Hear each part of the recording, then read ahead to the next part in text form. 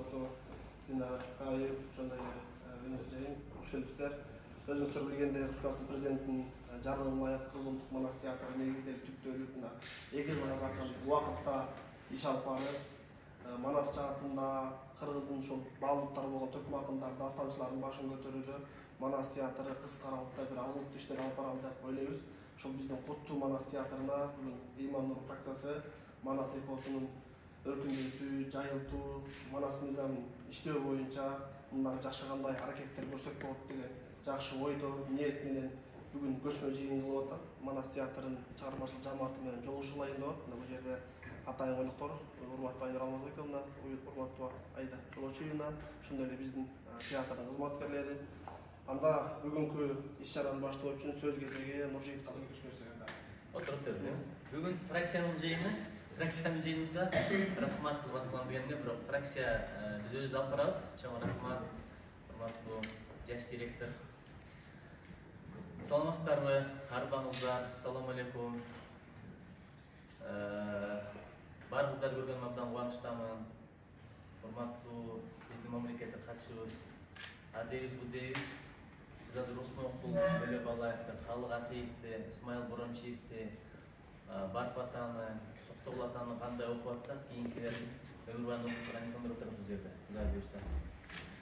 Бүгүн биздин Иман Нур фракция атайын ушу жерге келип, жыйын өткөзөлү деп чечтик, жолугуш өткөзөлү деп чечтик. Бул көптөн бери биздин арзубуз болчу, көксөбүз болчу. Биз чоң эле Жогорку Кеңештин жыйынын тарзалып өткөзөлү дегенбиз. Ал жерден эми түз эфирден көрүп экен. Бирок ошого чейин бир сүйлөшүп, таанышып, анча-мынча бор батырышып дегенде мен айткан жокмун, көйгөйлөр такташты, бор батырышып. Андан кийинки кадамдарды кандай кылабыз, ушул боюнча бир баарлашып алалы деп келдик. Бир таанышуу ниетинде да келдик. Ошол эле мезгилде ушул жолугушуунун жыйынтыгында сиздердин театрдын, биздин өнөрпоздордун, манасчылардын, төкмө акындардын иш аракеттери мындан да бир шыдыр кетсе деген ниетибиз бар. Ошого себеп боло турган чечимдерди кабыл алса, ошого бир өбөк болсок, жөлөк болсок дегенде ниет. Анан бир аз талкуулайбыз, балким бир багыт таныкталат, бир жылчык көрүнөт, ошонун негизинде бир кадамдар жасасак, Жогорку Кеңештин аябай эле жакшы мүкчөлөр бар экен. Сиздерге бир көмөк көрсөткөнгөчү, мейли бюджет жагынан болсун, мейли саясат жагынан болсун. Бирок бирдекени суранам, бул саясат эмес. Саясат болсо да жакшы маанидеги саясат. Дүйнөдө маданият саясаты бар, идеология саясаты бар, улуттук наркты колдоо, коргоо саясаты бар. Ошол багыттагы бир биздин жакшы ниет тилегибиз болду. Анан бүгүн бир аз баарлашалы, бор батырышалы, эч кандай протокол дегенди, эч кандай регламент дегенди белгилебей коелу. Анткени сиздер сүйлөсөңүздөр мындай регламентке батпаган адамдарсыздар. Ошол эле мезгилде бир иштен бир нерселерди чыгарып берсеңер, биз протокол кылалы дагы, ошонун негизинде кийинки кадамдарды кылабыз. Бүгүн эми бир эле фракция келген жок, биз атайын чакырдык, улук башын кичи кылып, биздин мамлекеттик катчыбыз урматтуу Сүйүнбек агайыбыз келип атат, Касымбек Сүйүнбек Сапарбекович агайыбыз келип атат. Агайыбыздын өзүнүн бир сөзү бар, паланча иш эмес, нуке сүкөгө турган заман келди депчи. Током деп айткан туурабы? Ошол эле мезгилде сүкөм деп айткан. Анда эмесе бүгүн ушул мамлекеттик катчыбыз келип отурат. Фракция мүчөлөрү, социалдык комитеттин башчысы Венера Райымбашаева келип отурат. Биздин Европадагы, ошо Страсбургдагы депутаттар группасынын тобунун жетекчиси Динара Ашимова келип отурат. Султанбай Айжигитов агайыбыз грыжасы болуп, ошону дарылатып алган келемдеди. Эми ден соолук деген ден соолук эчтеке дей албайсың. Кеше дагы бир депутатыбыздын атасы өтүп кетти, ал аябай кызыгат болчу бул темага. Ушул күндө аябай өтүп жүргөндө Замирбек Мамасадов, бирок атасы өтүп кетти кеше. Биз түнү менен келгенбиз, ошо жолдо бели ооруп калды аксакалдыңчы. Анан биз күчүлүк бердик, бизде кворум бар, сиз карап келе бериңиздер. Бирок ал киши дагы бул темага аябай кызыгат. Түркологияга, түрк тилдерине өткөндө W'нун автору ушул киши. Айткан киши башка болуп калды, бирок W'нун автору ушул киши. Анан бул жакка жаңы министрдин орун басары келди, билим берүү министрдин орун басары Айда Жолочуевна Рыспаева, сизге ийгилик каалайбыз, Кудай береке берсин. Атаңыз дагы ушу бизге жакын киши, белгилүү акын, чыган инсандардын бири, сатирик. Айнур Алмазбековна Аскарова бул киши деле азыр замминистр болгону менен аны депутат болгону аябай бир чоң аракеттер кылган маданият тегиндигин тармагында. Сиз да билебиз, маданияттын орунбасары жардам берет элеңиз, колдоп сүйлөт элеңиз. Деги эле агай, феномен второго поколения деген сөз бар. Экинчи муун феномен, аккан арыктан суга. Дагы бир жалкан адамыбыз бар, Өскөн Даникеев деген. Өтө чоң жазуучубуз. Ошол кишинин урпагы улан Өскөнүбүздө келип отурат Даникеев. Ошол анда биз максатты түшүндүрдүк, регламент боюнча айттык, күн тартиби болсо таанышуу, талкуулоо, анан кийин чечимди кийинке калтыралы. Мен улук башыңызды кичи кылып келгениңизге урматтуу мамлекеттик катчы. Бүгүн болбосо Ысык көлдө саммит башталып атат. Борбордук Азия мамлекеттеринин лидерлери келип атат. Президентибиздин жанында бир чоң милдет аткара турган ишине карабастан саат 3кө чейин барып калам деп мамлекет башчысына өзүнүн сөзүн берип туруп ушул ишке келип атасыз. Бул да сиздин идеологияга, маданиятка, манаска, төкмөлүккө, кыргыз өнөрүнө, салтына наркына болгон чоң буюмуңуз. Анда дароо эле сизден баштайлы дагы мындай кылбайлыбы агай? Президентибиз бүтүп атса, тиякта иш-чара болуп атса, сиз сүйлөсөңүз да бара берсеңиз? Жакшы. Андан неме болгондо бир кенен кесип отурмакпыз. Талкуулап. Анда эмес кеткенжеге Кыргыз Республикасы мамлекеттик арасында. Арыбаңыздар агай. Мен өзүмдүн сөзүмдө, акыркы сөзүмдө Өскөн Даникеев токтолдум.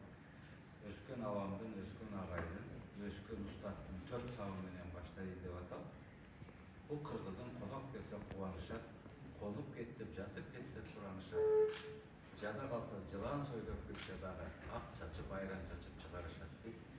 Мына ушуну Өскөн агайыбыз өзүнүн чыгармаларында жазып кеткен.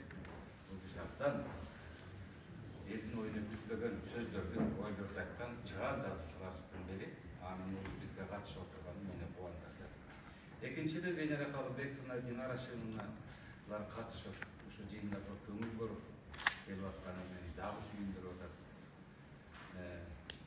Нуржигитке барып айттым, парламенттин жыйынында дагы мен адамдын бешигин тербетпегенден кийин Сүйүнбек Сапарбековду сүкөмдөп эле айт.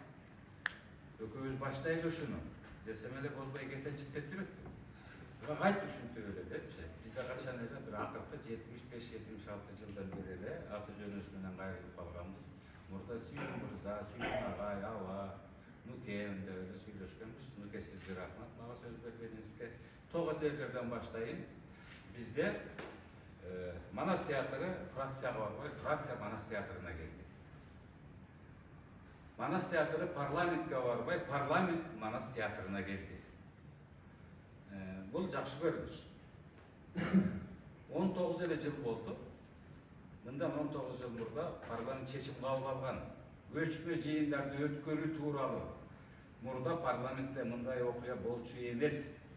Шимбай Казарбек деген депутат сунуштап, регламентке киргизип, акыркы 19 жылда, акыркы 11 жылда өнүктү, бирок 19 жыл болду ушул регламент өзгөрө келип, парламенттин көчмө жыйындары, эң биринчиси Ошто, андан кийин Тецте, андан кийин Нарын гидростройдорунда ошо парламенттин көчмө жыйындары өтө баштаган.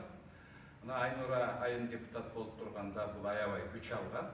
Көп учурда парламенттер ошо завод, фабрикаларда комитеттин жыйындары өтө баштаган. Бүгүн фракциянын жыйыны Манас театрында. Өтө кубанычтуу. Тоготер жеринен баштайын. Манас элибиз үчүн, жерибиз үчүн улуттук уютку, улут жараткан, тил жараткан элбиз. Манас тоорунда көптөгөн кагылыштар, уруштар болуп турган. Ошондой бир кагылыштардын күнүндө кыргыз жааты бир топ кыйрап, кыйналып, бирок теге толуп баш көтөрүп, душмандарына моюн бербей, кетенчиктеп калгандан кийин кыргыздын каармандыгына, күчтүүлүгүнө таң калган биздин душмандардын каны чабаган чаптырат экен кош аттап. Көчмөн журт туаралап кетип калса, булар тобун бузбайт. Тезирээк жеткиле. Мен кыргыз журтунун элчисин кабыл алам дейт экен.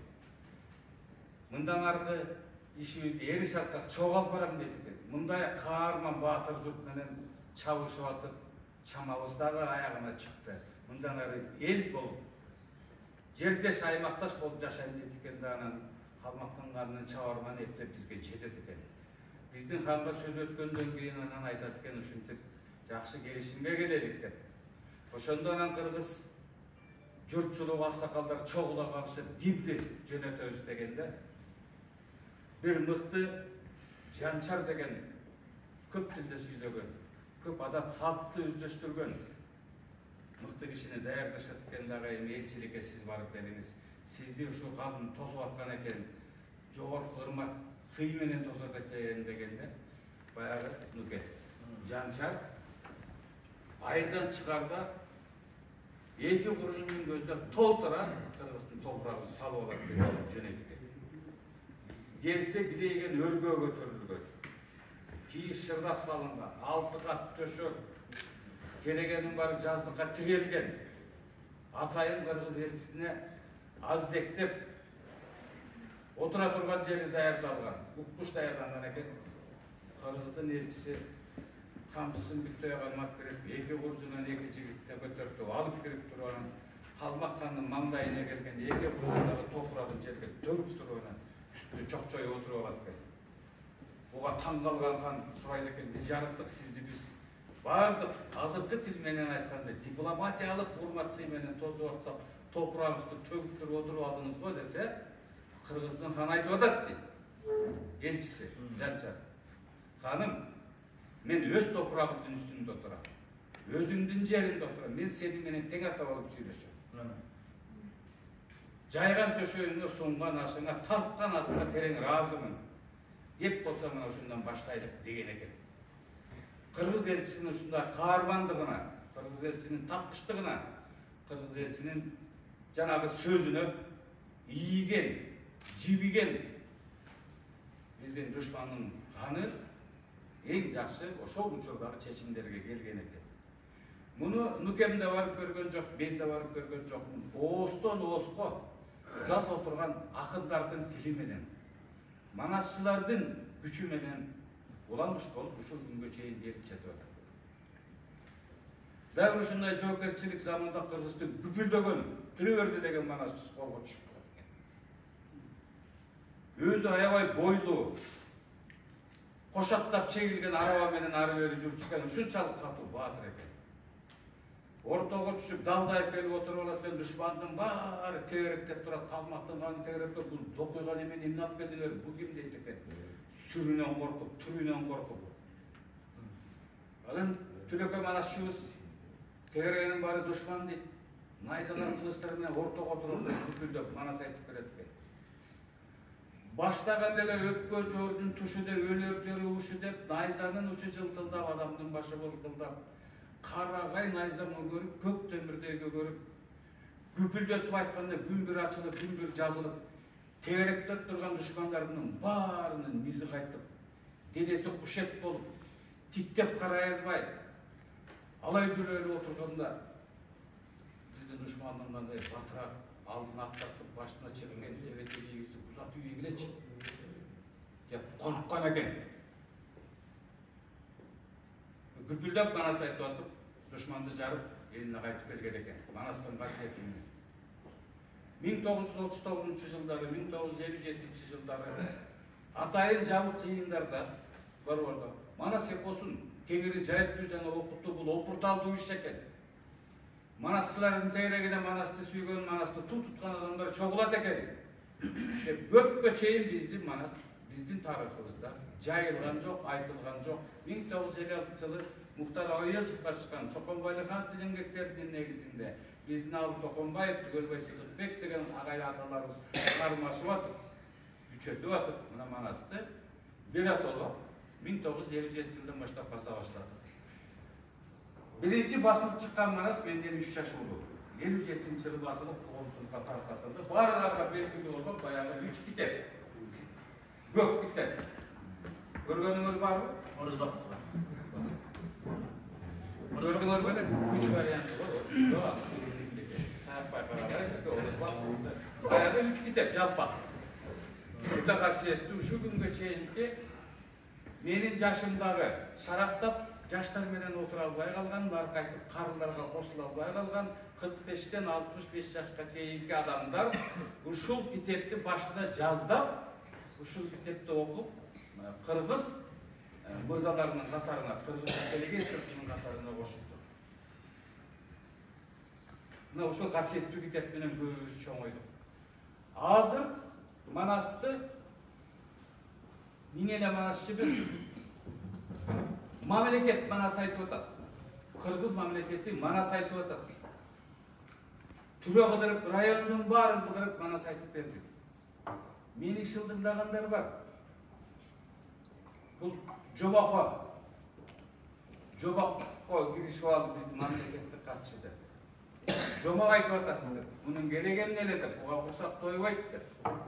Мен суроо бердим. Мындан 500 жыл мурда суу алдында жүрүүчү подводный лодкалар жомок беле? Элдин оюна да келчү эмес. Асманда учуу бул жомок беле? Сотовый телефондор жомок беле? Поездар, араба, машинанын баары тең эле мындан 300 жыл мурда, 500 жыл мурда жомок болгон. Ушундай окуяларды айткандын баарын ортодугунда өрттөп жиберишкен. Еретик кыймылдары деп католикалык церковдун баары тең. Заман ушундай өзгөрөт. Кол менен жабай, кашык вилка менен жейбиз. Чыныбыз карагайга чыгат, алысты зым менен угат. Ушунун баарын тең айткан адамдардын баарын өрттөгөн, ортодо еретик алып мен де тарыхчымын. Орто кылымда буларды кадимкиде өрттөй башташкан. Ой, бизде свет болот, жол салынат, кабат үйлөр салынат дегендин баарын айткан. Айга барып конобуз, мээге операция кылабыз дегендин баарын өрттөгөн. Мунун баары жомок болгон. Ошол учурдагы мамлекет башындагылар, дин кызматкерлери бул айныды. Мында коомду бузат. Ошентип алгачкы агартуучулар ошентип зыян болушкан. Еврейдин үй бүлөсүндө баласы чоңоюп атат дейт. Баласы аябай тентек болуп, ээн баштыгы көбөйүп. Анан башка бир көп чоң жашка барган еврейдин атын сурайт экен. Баламды кантип тарбиялайм, ал жетпей баратат дегенде жомок окуйт экен. Арадан да бир жарым жыл өткөндөн кийин баласы деле тентек кыла барат экен. Ой, эмне кылам, мунун таасири болбойт, сен дагы жомок оку, көбүрөөк жомок оку дейт экен. Ансыгарында жомок деген сөздү биз жаман сөзгө айландырып болуп, касиеттүү сөз экенин, бабалардын жомогу баштап алсак болобу деп, ушу сөздү баштаган манасчылар залда отурат. Тил айтканда госструктураны айтып берет. Манаста тал чоку деген окуя болот. Ошондо көрүп алгыла. Кыргыздын тоосун, суусун, ташын, коктусун, жайытын, конушун. Манаста үргөчтөн кечүү деген окуя бар. Карап турсаң ортосунан карагып, шаам үйүс балагып, үйдө болгон таш агып, тоңголомдо баш агып, төмөн жагын карасаң төр көчтөк көрүнүп, 4 дайрадай көрүнүптү. Жүрөгү титирейт. Айтып аткан деле жологун келбек, бул эмне болгон дарыяда. Бүгүн ошол окуялар кайталанып атабы? Кайталанып атпайбы? Жер көчүп кетип атат, суу ташып кетип атат. Мына ошол эле учурда ошого болгон саясатты тай көрүү менен гүл чөйрө кеше албай ошону. Намыстанып кирип кетип, ошондогу үмүт бар экен. Манастагы буларды бетме-бет келип, найза кылычтын көзү менен чаап ала албайт экенсиң. Жада калса алабакан көтөрүп албалары дагы тап берет экен. Буларын көч үстүндө төрөлүп, ат үстүндө өлгөн экен. Ой, бул иттерди аркасынан бычак менен сайсаң, алдынан кучак жайып, мээрдиги менен, айкөлдүгү менен көптөгөн улуттарды өзүнө сиңирип алат экен. Балдарым, буларды бирине-бири мактап, бирине-бирин жамандап, ичинен иритип, ыркын кетирип туруп анан жок кылбасак, бетме-бет найза менен бул элди ала албайт экенбиз. Булар бешикке бычакты кошо бөлөйт экен. Булар жүккө онап, жерге онап, төрөбөй алабаканды карбап алып төрөйт экен. Биз мындай элди жеңиш, абийири күчтүү элди алыш колубуздан келбейт дейт экен биздин душмандар.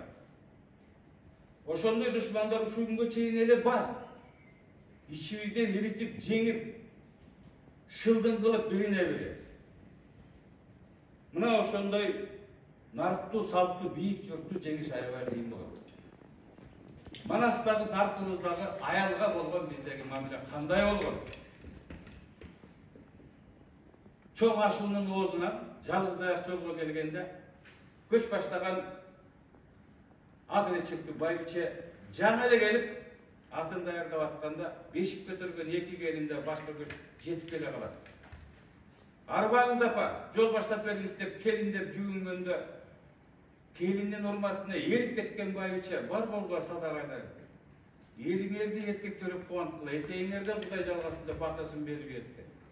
Келиндери ийилип байбичеге жол көрсөтүп туруп алышат экен. Ошондо байбиченин айтканын уккула. Кыргыз артында салтында беши улуу бала. Баштагыла деп. Улуу көч келатат дейт. Баатыр баштаган чоң көч тай чабым жерге созулду дейт. 37-47 километр. Тай чабым жерге созулган көч элестеткиле канча узундугу. Асаба көтөрүлүп эң мыкты, эң сонун илгери кыргыздын көчү мындан бери 15-20 жыл мурда айтчу элек, выставка достижений народного хозяйства деп кыргыз мамлекети акыркы 5 жылдыкта кандай жетишкендиктерге жеткенен көргөзүп дүйнөгө көргөзчү эле да выставка. Ушул фракциянын ак жолтой ишине, ак маанай, ак жарык ишине, ак саната ишине бата берелик дагы. Бүгүн жолу ушу жемиштүү өтсүн, даамдуу өтсүн. Оозунда сөзү бар, касиети бар балдар отурат бул жерде. Акындарыбыз, жазуучуларыбыз, Токтогул атындагы сыйлыктын лауреаттары 4 сапты 4 жылда жазса, булар 4 сапты 4 секунд айткан балдар отурат. Булардын касиети такыр башка. Эмне анда 4 миллионго жакын кыз ушуларга окшоп, 400 балага окшоп манас айтып калбайбыз, төгүп ырдап калбайбыз, унутуп комуз чертпейбиз. Ушу касиеттүү жайга келип нуке. Фракциябыздын жыйынын өткөрүп башка комитеттин төрагасы Венера айында келип катышып, эгер 5 киши укса 500 кишиге жайылат. Ушу сөз болду деп. Ушул биргелешкен, жамаатташкан, умалашкан ишке ийгилик каалайм. Касиеттүү бул жерде менин балдарым отурат. Өлкөнү чек-чектип коюшту го. Жаман-жуман салт, адаттар чыга качты го айылдардан, 1000 манас чигирип барганда. Азыр бул район айтыптыр, анан бул мектеп айтыптыр деп башында кубанып атсак, азыр өлкө айтып атканда тынчый түштүк, бир жерибизди кысып. Бул чанда эле көрүнүп жок бе? Бүт өлкө туруп алып Манасты айтып аткан. Манастай чыгармасы бар өлкөлөр, классикалык өлкөлөр. Илияда, Одиссеяны окуп алсыңар. Гомердин. Мына ошонун тегерегинде бүт көптөгөн өлкөлөр түптөлдү. Манастын тегерегинде эмнелеген өлкөлөр түптөлдү. Манастан кадимкидей килейген державанын жетекчилери коркуп, катып, тысып, манасчыларга 5 мүнөттөн убакыт берип манас айттырып, салтанаттуу жерлерин гана айттырып. Ошол заман болду бизде. Мындан 30-40 жыл мурда эле. Нуке, рухсат берсеңиз, мен өз ишимди акырын улантып. Мына символикалык сүйүктүк сүкө Аязатка болгон сүйүрмак жөнүндө айтып аткан мезгилде биздин дагы бир сыйлуу, урматтуу, эң кадырлуу агайыбыз Султанбайга келип калды. Анын орун бошотсо орун албай койду. Ошол бир неме да, анткени биздин аксакалыбыз, насаатчыбыз, Манастын деле бакайы бар, аксакалдар аябай маанилүү экен. Мына бүгүнкү биз топтолгон жыйындын кайсы бир деңгээлде максатына жете баштадык. Мына сизден үйрөнгөн сөздөр өз топурагымда отурам, тең атамын деген сөз. Шарактап отура албай калган дейт. Жаштарга коштула албай калган, анан кийин калгарга коштула албай калган дейт. Сотка бычак жомок эле дейт. Бирок ошондо деле бар учак турган жана килемдер. Бирок ошол заманга келип атпайбызбы? Дагы бир улут баласын тарбиялай албай калганда жомок окуган дегенди айтып берди. Талчы окуясын айтып берди. Үргөнчтөн кечүү жөнүндө. Өлтүрөп суу болуп отура берген. Артынан айланайын кыргыз. Мына карабайсыңар. Дагы эле 5 жылда окуя болгон ушул. Чоң рахмат.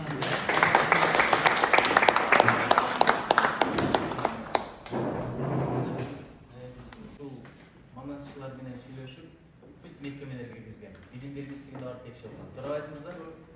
Азыр мен айтып бердим эле мамлекеттик бардыгын ашылат аксакалдар. Анан Куда калса региондорго чыгарабыз. Өткөндө мен Ильяс мырза айттым го, бир токтом кылып. Ondan manattan çaktı. Ошон үчүн бардык оюбузду эркин айтып, мамлекеттик катчылыктардан жакшы сүйлөп кетти. Мамлекеттик структурада иштебаларын байкам, концепцияны байкам. Аябай сүйүнүчтүү, Кудай жалгаган жакшы күндөрдүн бири болуп атат экен, Кудай буйруса. Балдарыбызды көбүнчө орус мектептерге беребиз, өзүбүз баштап. Эгемендүүлүк бардык эле руханий эгемендүүлүк болбой албайт. Себеби деген көп элдер кече жакында эле пайда болгон, тарыхы деле терең эмес.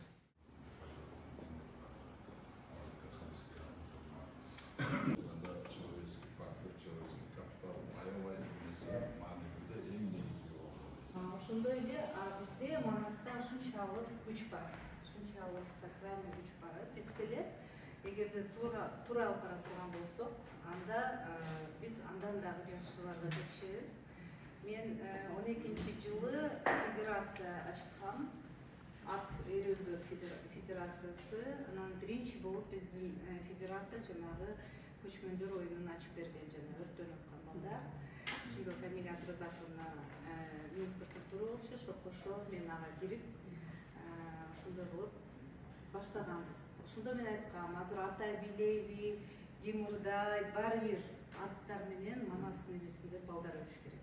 Ошондо гана бардыгы ойгонот депчи. Ошонун сыңары мен ойлойм, бизде ушул 4 багыт бар.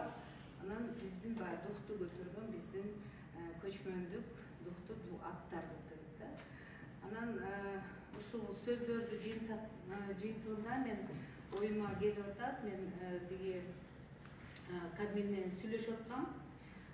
Бишкекке жакыныраак жерде биздин федерацияга жер бергиле.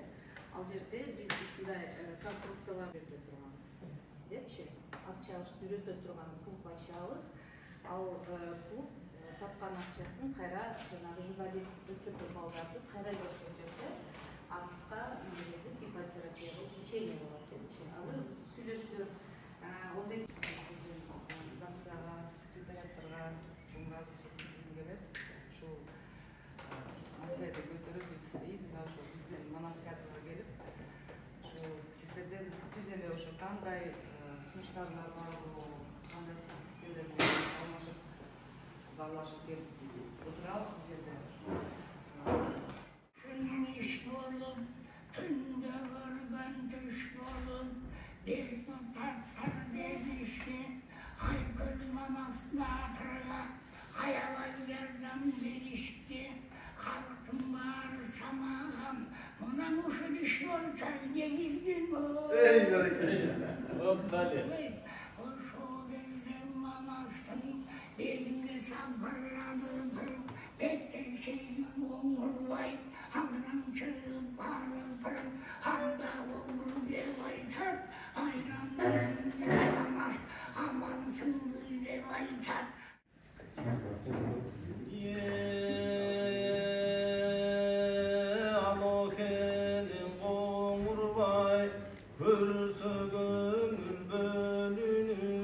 Көркөмүгө качкар тоодой көрүнүп, алдындагы аңгарат, одун тарса токтобойт, кое берсең оттобойт, келе жатат куңгурбай, кебетеси момундай, тоодон чыккан аскадай, түрү сулкап адамзаттан башкадай, алгарасын бастырса, аркасында уюмдап, шайтан ойнап жаткандай, келе жатат коң төрө, Кытайды билген чоң төрө, басып өткөн жерине.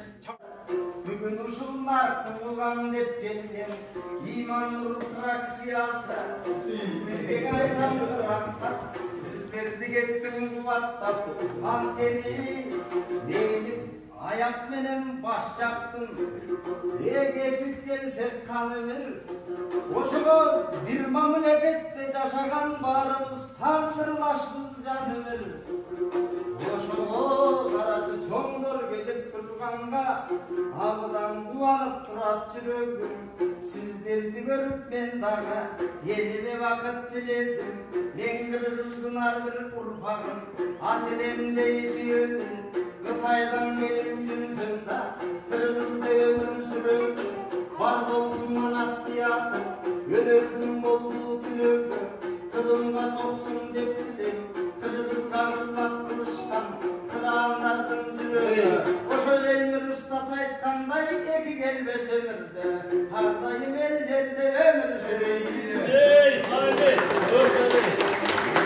маселени жаздым деп Şekerbek'te baykemden şeker oylardı taptım dedi. Bu jaqta Sultanbayday baykem Aytor Sultandık jolduk çattım dedi. Hansıda arjaqtaq mecemiz kişineke o ereçek kiyip algan görünür. Sizdey bolsun enege Kudayda bakıp beripti. Bar bolsun kırgızlara sizlerge turmuştum tibe ızlara. Janagı mangатчыбыз айткандай көч баштай берсин кыз кыргыздын көзүм болуп бүт бара кыз деген о өмүр башаты кыз деген о бакыт тазасы